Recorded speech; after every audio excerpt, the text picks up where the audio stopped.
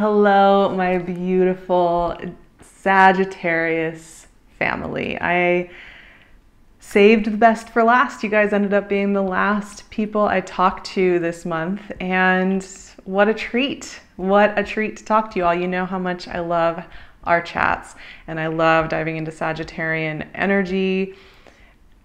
And I've been thinking about Sagittarian energy a lot in the last few months because I've been thinking about how there's a South Node energy in Sag, and that affects the collective as well as anybody with strong Sag energy, right? And how that big lens has felt a little distant, and there's been kind of like having to learn to do things via the Gemini North Node, which has been really useful. And Gemini North Node is a beautiful node placement. You know, that's great.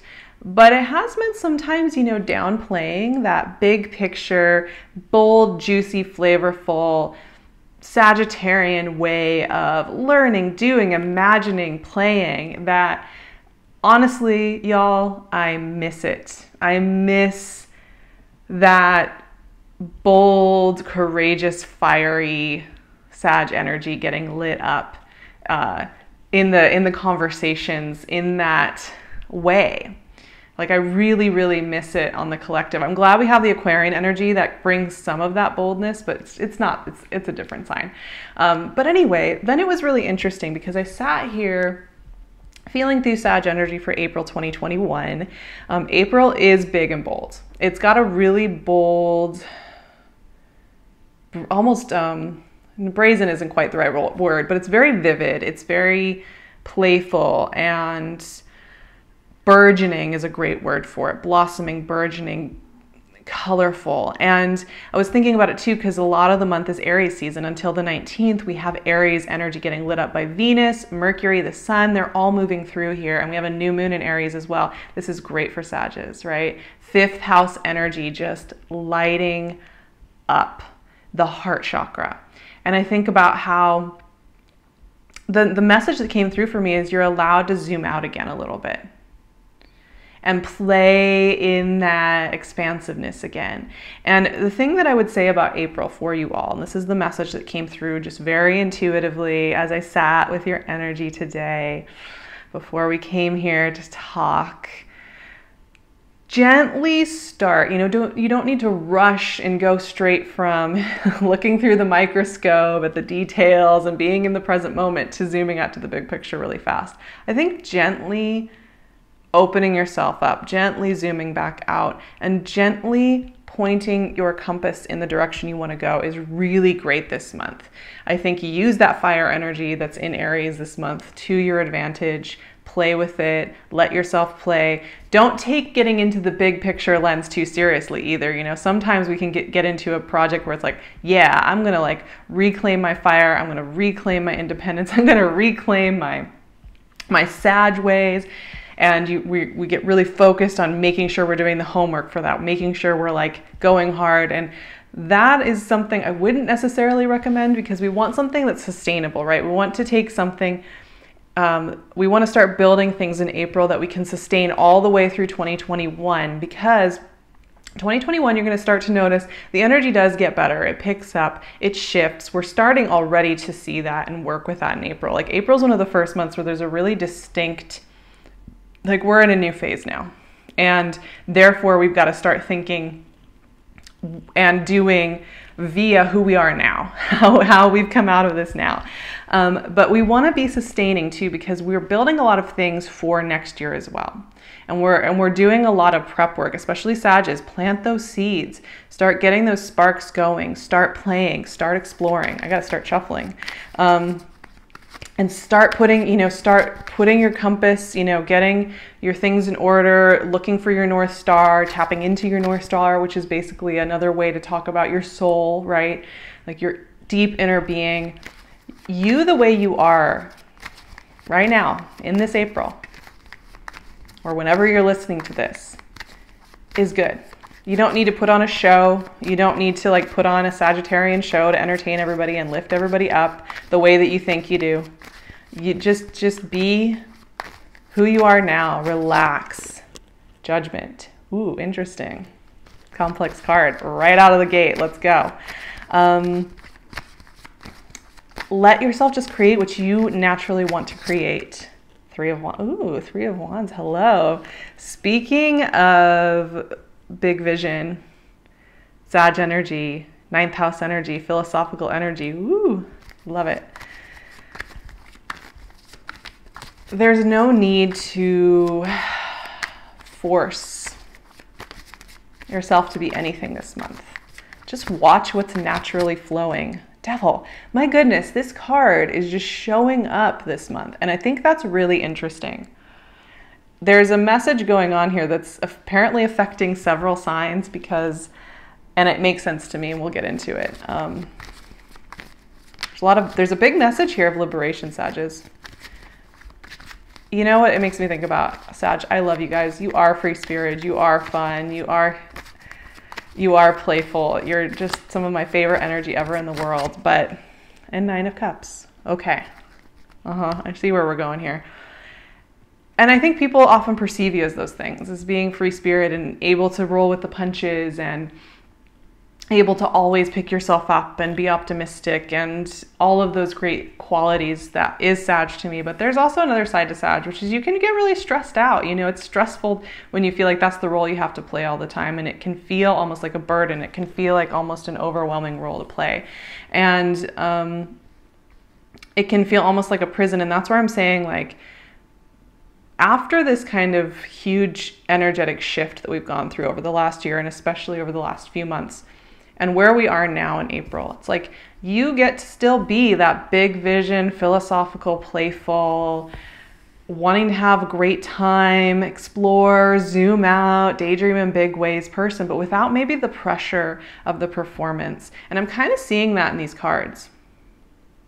It's a really interesting message that's coming up here, because Judgment is one of the most freeing cards in the world, in the deck, I'd say.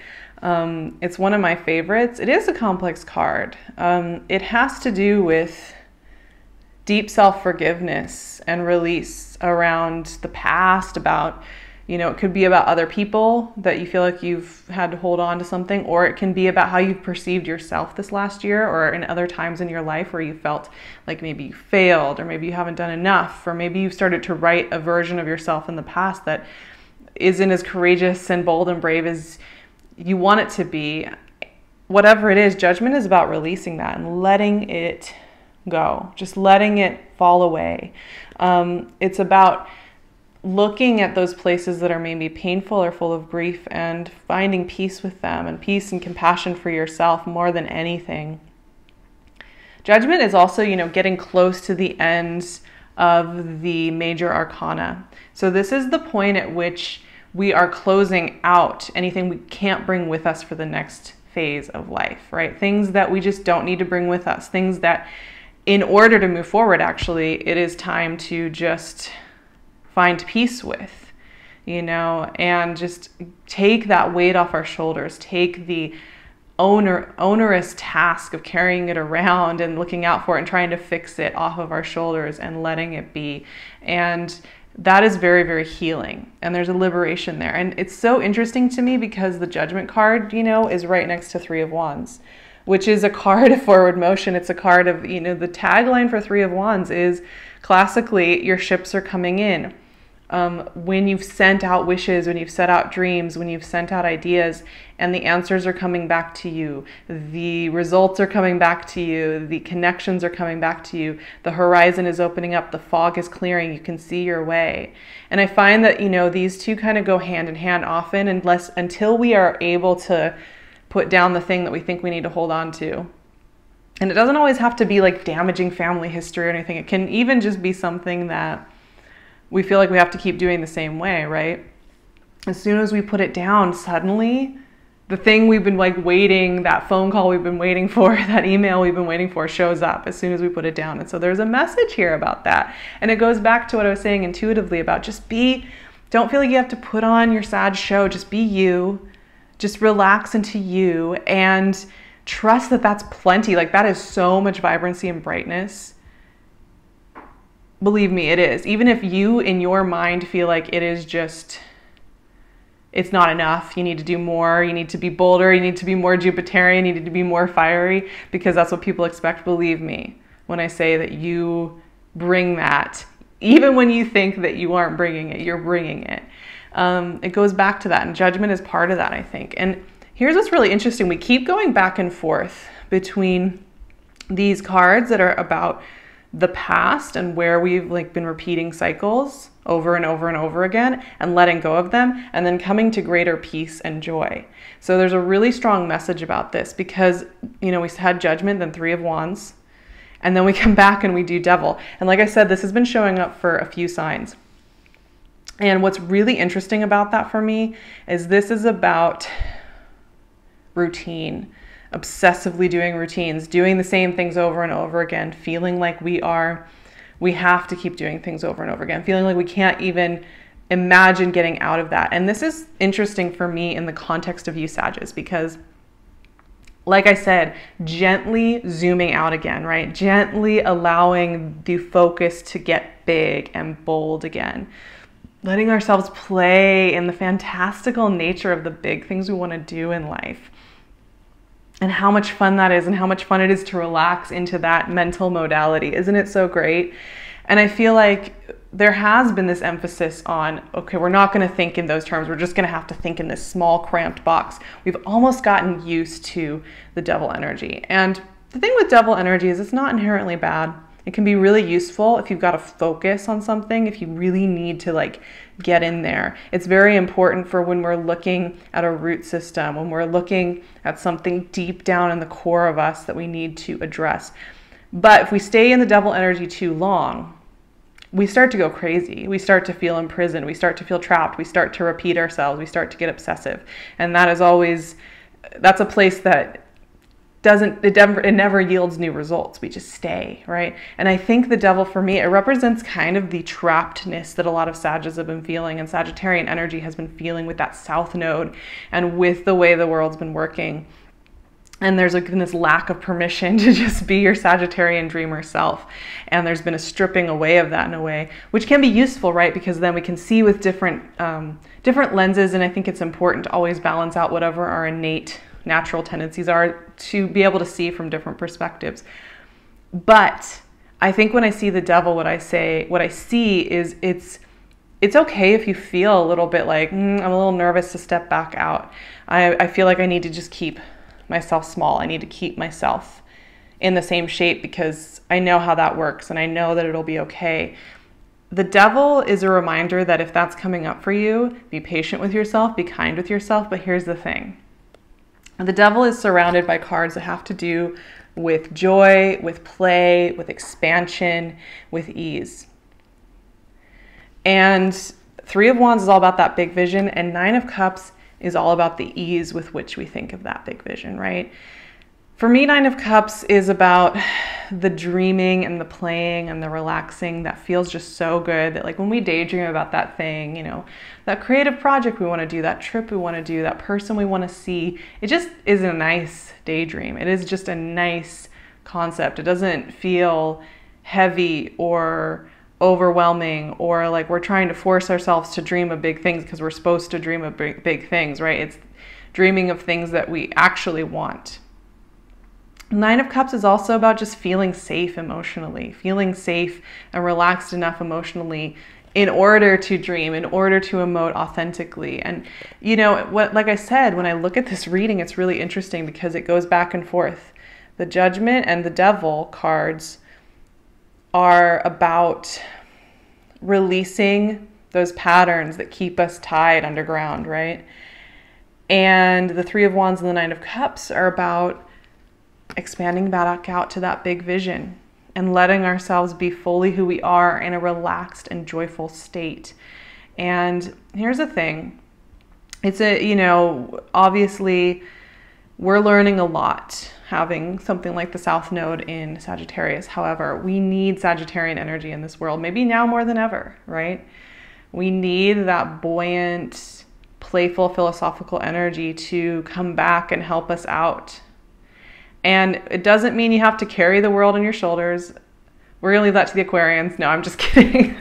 I'm just kidding. We're all doing our part. But It doesn't mean you have to carry everything on your shoulders. It doesn't mean you have to be a showstopper. It means just be you. Let yourself dream. Let yourself use your Sagittarian energy. Let it activate again. Let it get big and bold again. And I'm, you know, saying this to myself just as much as to you guys. I'm a Leo sun, but I'm a Sag rising, and it's an energy that whenever I really need some playfulness and some curiosity, it's where I go energetically, this energy.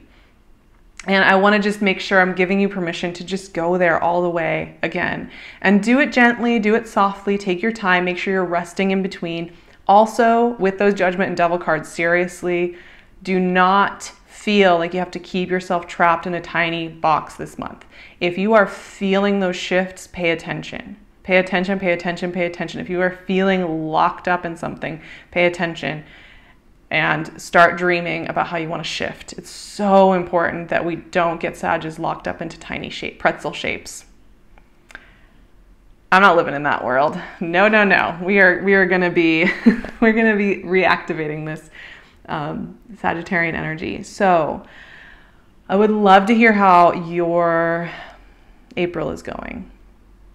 I don't always get the chance to respond to every comment, but I love hearing from you and seeing how it's going. So please share how April is going for you and how you Sages are doing with all this energy and how you've been faring. I'd love to hear. You can also find me on Patreon. We're going to be doing lots of activations for April. We're going to start our series of discussions as the outer planets go retro. They do this every year. We're starting to get into that season of outer planet retrograde, so we're going to be discussing that in the coming weeks.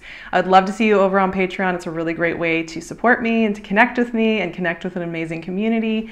You can also find me on my Instagram and my website. I'd love to see you in any of those places. And of course, PinkLune's jewelry, as always. You can find her Etsy shop link in the description as well, so I'll leave all of those there. I love you all so much. Take really good care of yourselves.